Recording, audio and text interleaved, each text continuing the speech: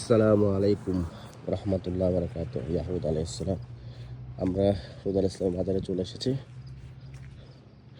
অনেক সাধারণভাবে, সিম্পলভাবে এখানে ওনার এটা হচ্ছে কবর,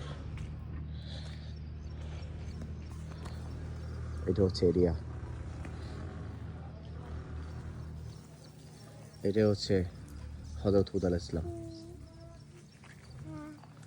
কত সিম্পলভাবে এখানে ওনাকে, ওনার মাজার শরীফ। এটা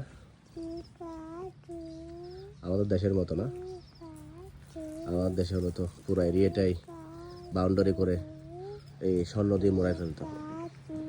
তবে আল্লাহ তাআলার এই নবীগণ, রাসূলগণ যেখানে যেভাবে আছে এইভাবে সাধারণভাবে নর্মালি আছে, কারণ সব শক্তির মালিক হচ্ছে আল্লাহ তাআলা। আমরা যা কিছু চাইবো আল্লাহর কাছ থেকে চাইবো এবং নবী রাসূলগণদেরকে অনুসরণ করব। তারা যে পথ দেখিয়ে দিয়েছে আমরা সে পথে থাকবো।